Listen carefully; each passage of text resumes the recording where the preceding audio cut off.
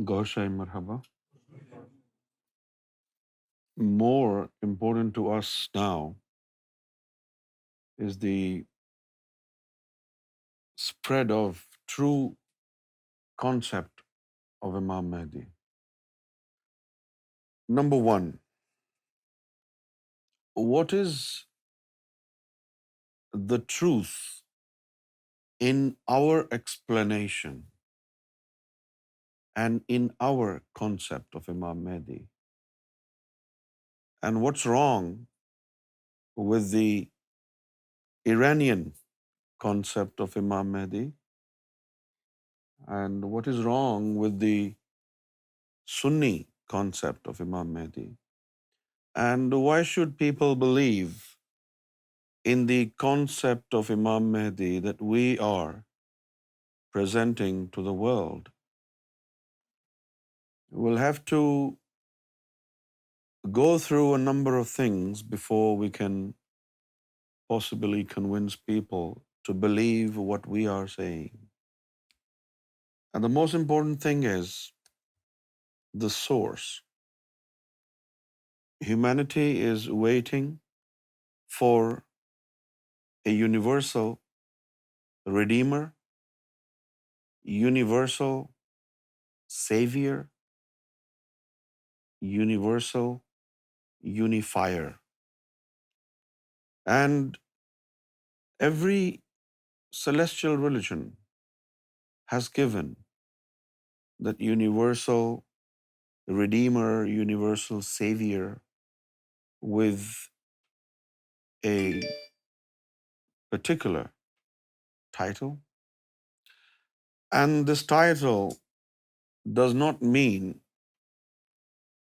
that the universal Savior, who according to the divine plan will come to this world towards the end times, is many personalities, not one. God has initially given humanity a concrete hope, a solid hope, to the people who will live in the end times. You see, humanity has been living in this sphere of the world for many million years, and the early part of life in this world was not spiritually or theologically or religiously so enriched or advanced.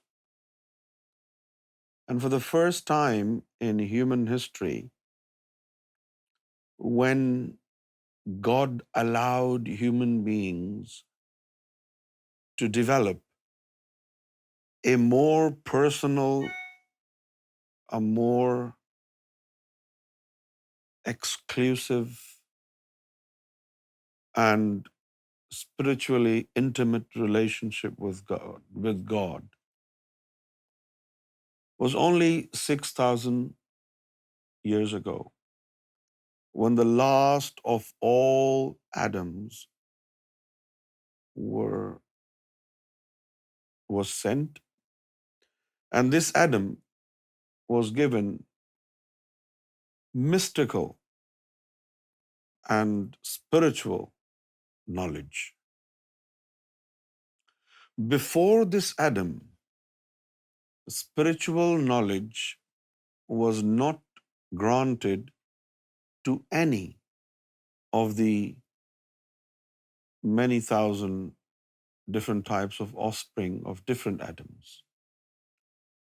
In the pre-Adam Safi Allah era, since no spiritual knowledge was granted to human beings, therefore none of them was able to be in contact with God. before the arrival of Adam Safi Allah, God was completely cut off from human beings. No human being was in contact with God, and no direct or indirect contact was possible to be made. And souls and spirits that every human being had and has now, the knowledge of the soul, how to worship God with the soul, with the spirit, this knowledge which could enable them to worship God and be in contact with God was not granted to them. For the first time in human history, almost 6,000 years ago, the last of the series of Adams, Adam Safi Allah, was granted knowledge of spirituality. And then more than 100,000 prophets were sent. And then the last prophet of all was sent into this world almost 1,440 years ago. And since then, humanity has not been blessed with the presence of any messenger from God or the presence of any prophet from God. As a result of which, religions which were established by God-sent prophets and messengers started to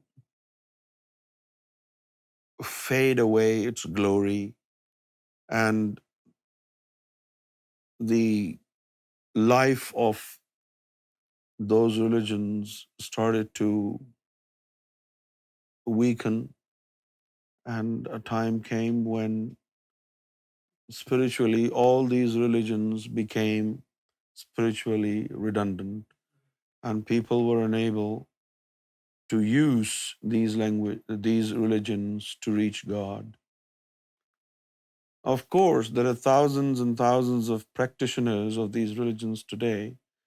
There are many thousand Muslims who are worshipping in the mosques everywhere around the world, and many 100,000 Jewish worshippers are worshipping in synagogues, and then Christians, and then Hindus and Sikhs, all sorts of people are worshipping God every day in their respective worship places all around the world. However, the purpose of these religions has completely been lost, because man is not quitting its old habit of bloodshed and hatred.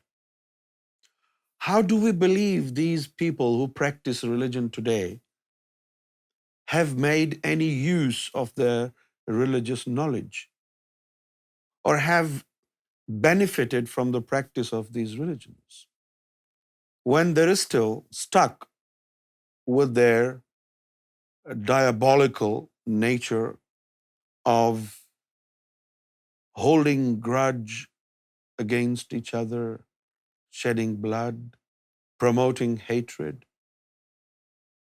And even with the enormous amount of worship they carry out each day, they do not seem to benefit from the practice of their religion and from the performance of their worship, which clearly indicates the fact that the religions have lost their glory the religions have lost their spiritual mediumship, and what they wanted to achieve through practice of the religion is not to be attained. Well, we have seen dedicated worshippers.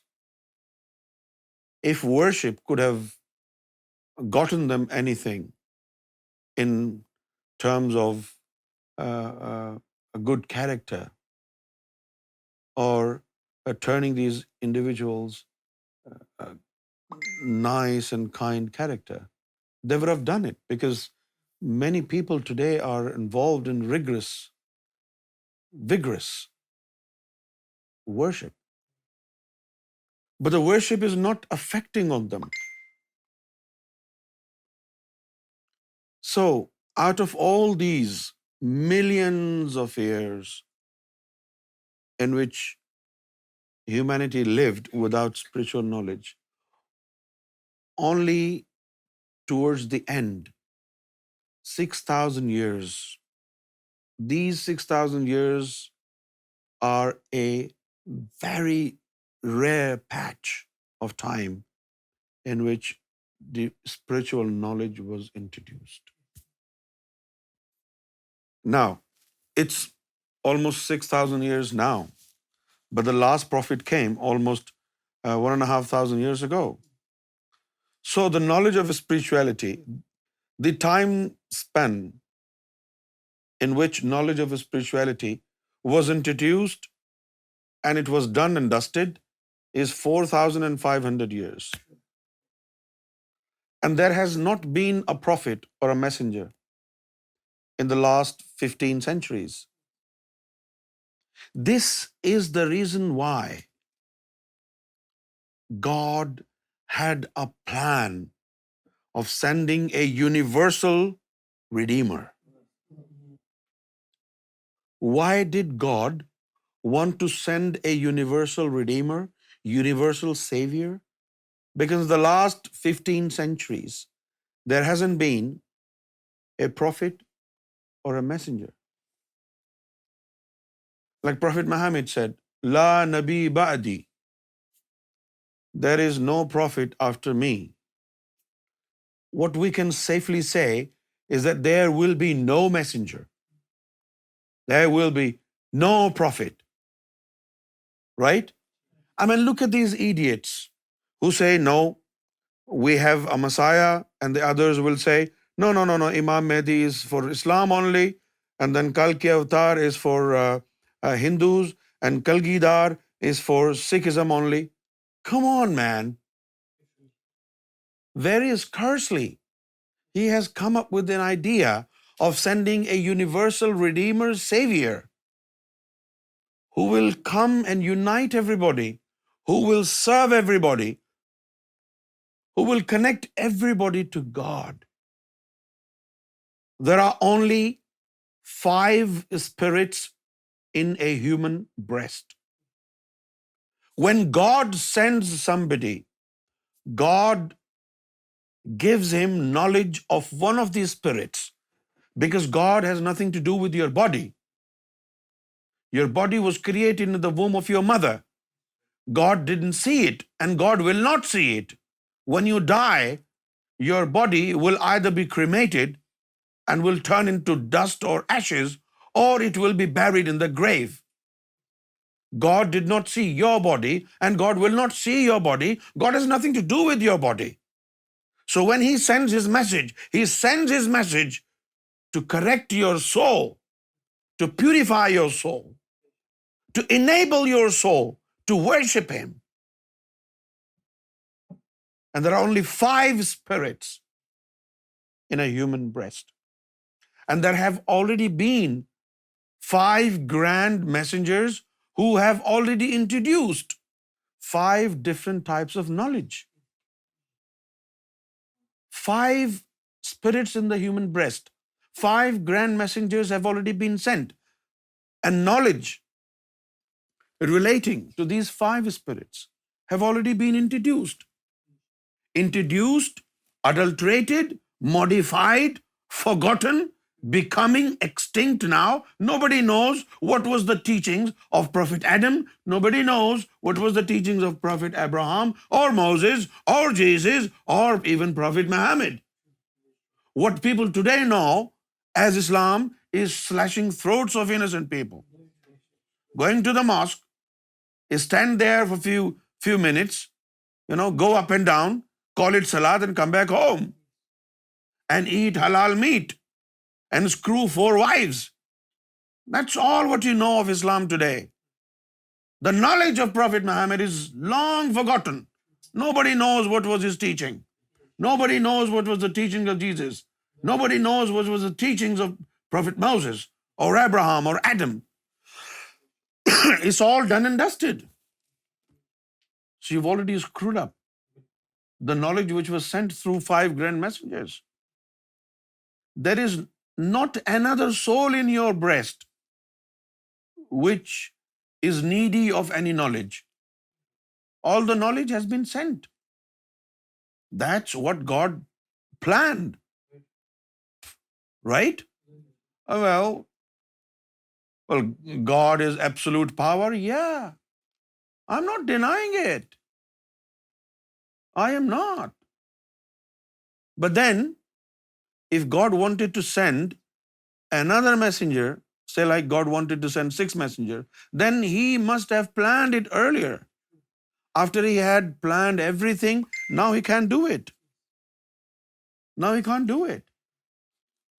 Right? For example, a boy says, I wish I was not Anwar's son. I was Nadeem's son. Well, you're already born. Nothing can be done now. Right? Nothing can be done now. Not even one messenger or prophet can be sent by God now. Because when prophets and messengers come from God, they bring knowledge from God. And God doesn't know your body. When you assembled before God, it was not your bodies, it was your soul.